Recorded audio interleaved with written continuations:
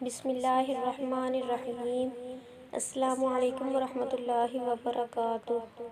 ایک رائٹر خطیب احمد لکھتے ہیں کہ میری کئی سال سے ایک عادت ہے کہ رکشہ ڈرائیوروں، پیدل پھیری کرنے والوں، چھوٹے اسکیل کے ملازمین، کسی بھی محکمے میں سامنا ہو جائے، بچوں کے لیے سائیکل پر غبارے، پاپڑ وغیرہ بیچنے والوں یا کوئی اور پھیری کرنے والوں، ریہڑی پر چنے، مکئی یا چھلی بیچنے والوں، گلی محلے کے چھوٹے دکانداروں، مساجد کے امام صاحبان، خادمین وغیرہ میں سے کسی کو کچھ پیسے ہر ماہ دیتا ہوں، مطلب 1000، 2000 یا 5000، جتنا بھی دے سکوں۔ یہ کوئی زکوٰۃ خیرات نہیں ہوتی، نفلی صدقہ ہوتا ہے کہ یہ سفید پوش لوگ مانگتے نہیں ہیں، محنت کر کے اپنا پیٹ پالنے کی کوشش میں ہوتے تو ان کی کچھ مدد ہو جائے۔ میرا مالک میری ضرورت اور قابلیت سے کہیں زیادہ رزق مجھے دے رہا ہے۔ آج زندگی میں پہلی بار کسی نے مجھ سے پیسے لینے سے انکار کیا، مطلب صحیح والا انکار، فارمیلٹی نہیں، جس کا مطلب انکار ہی تھا، ورنہ لوگ لے لیتے ہیں۔ حافظ آباد کے ایک نواحی گاؤں میں آج جانا ہوا۔ بارش کی وجہ سے کپڑے کچھ بھیگے ہوئے تھے۔ ایک گلی میں موجود چھوٹی سی دکان پر رکا، جس میں کل ملا کر کوئی 10,000 کا سودا سلف ہوگا۔ کچھ بھی نہیں لینا تھا۔ دیکھا دکاندار میری طرح ہی جوان لڑکا ہے اور سموسے بنا رہا ہے۔ میں نے اپنے دستانے، ہیلمٹ اتارا اور بائیک بند کر کے دکان کے اندر چلا گیا۔ مجھے سموسے نہیں پسند۔ نہ جانے کیوں اسے کہا کہ ایک سموسہ دے دو بھائی۔ اس نے پوچھا یہیں کھائیں گے؟ میں نے کہا جی۔ اس نے مجھے اپنی کرسی پیش کی کہ اس پر بیٹھ جاؤں۔ اس نے پلاسٹک کی عام سے سلیپر پہنے ہوئے تھے، پاؤں کی انگلیاں ٹھنڈ سے سرخ ہو رہی تھیں۔ میں نے پوچھا بھائی جان شوز پہنے؟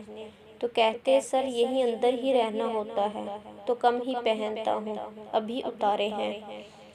دکان کے اندر لگی ایک کھڑکی پر اس نے دستک دی اور دور سے بارش میں بھیگتی ہوئی ایک لڑکی آئی۔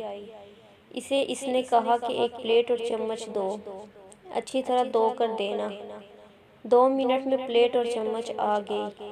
میں نے کہا 2 سموسے کر دو بھائی، کتنے کا ہے ایک؟ بولا سر 15 روپے کا ایک ہے۔ میں نے کہا ہمارے پاس تو 20 کا ہے۔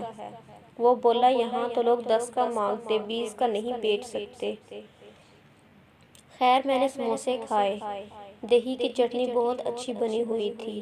میں حسب عادت 1000 کا نوٹ اسے دے کر دکان سے فوراً باہر نکل آیا۔ اس نے آواز دی کہ سر بقایا نہیں لینا؟ میں نے کہا نہیں۔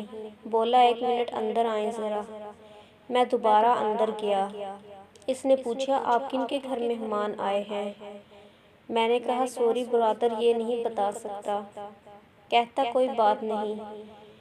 بولا سر میری ایک دن کی سیل مشکل سے 1000-1500 ہوتی ہے، آپ 1000 دے رہے ہیں۔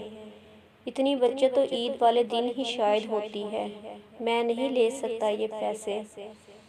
آپ تو پیسے دے کر چلے جائیں گے، مجھے پھر روز امید رہے گی کہ کوئی آپ جیسا آئے یا آپ دوبارہ بھی آئیں، اور میں ایسی محنت نہیں کروں گا جیسی اب کرتا ہوں۔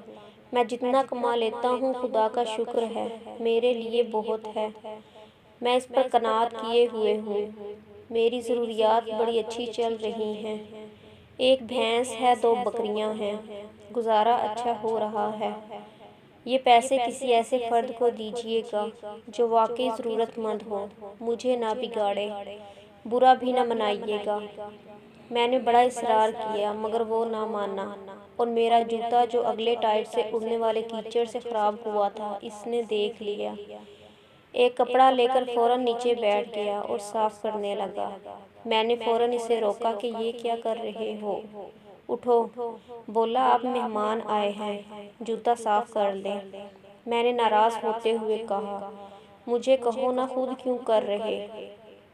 بولا سر آپ کے ہاتھ گندے ہو جائیں گے۔ میں تو ابھی بھینس کو چارہ ڈالنے جانا ہے، ہاتھ دھو لوں گا، کپڑا بھی گندا ہی ہے۔ میں نے کہا تم رہنے دو، ابھی پھر جوتا گندا ہی ہونا ہے۔ میں نے پوچھا یہاں مسجد ہے کوئی پاس؟ مجھے اثر پڑنی ہے۔ بولا سر یہ تو مسیحی بستی ہے، یہ 2 گلیاں مسیحی برادری کی ہیں، گاؤں کے عین وسط میں مسجد ہے، وہ دیکھیں مینار نظر آ رہا ہے۔ میں نے کہا آپ کا نام کیا ہے؟ بولا جوزف مسیح۔ میری آنکھیں پانی سے بھر آئیں، اسے گلے لیا۔ مجھے جوزف کی طرح کے ہی نوشہرہ میں ملنے والے چاچا ایمان المسیح یاد آ گئے۔ ان کا قصہ بھی چند ماہ پہلے لکھا جا چکا ہے، اور بے ساختہ نہ جانے کیوں میں رونے لگ گیا۔ وہ نہیں سمجھ پا رہا تھا مجھے کیا ہوا ہے، نہ مجھے کچھ پتا تھا۔ میں نے اس کے بڑے ہی ترلے لیے کہ یار یہ پیسے رکھ لو، مجھے اچھا لگے گا، مگر جوزف نہ مانا اور ہاتھ اٹھا کر دعا کرنے لگ گیا کہ خداوند آپ کی نیت کو قبول کرے۔ اس نے بتایا کہ سر بائبل مقدس میں کئی جگہ لکھا ہے ہم کسی حقدار کا حق نہیں لے سکتے، لے لیں گے تو وہ چیز ہمارے لیے باعث برکت نہیں ہوگی بلکہ دنیا میں ہی سخت سزا ملے گی۔ مجھے وہاں جو کام تھا وہ کیا اور واپس آ گیا۔ جوزف ایک سادہ لوح نوجوان دلیل کے ساتھ مجھے انکار کرنے کی وجہ سے ہمیشہ میری یادداشت میں رہے گا، اور میرے پاس اسے قائل کرنے کے لیے کوئی دلیل نہیں تھی۔ رائٹر خطیب احمد۔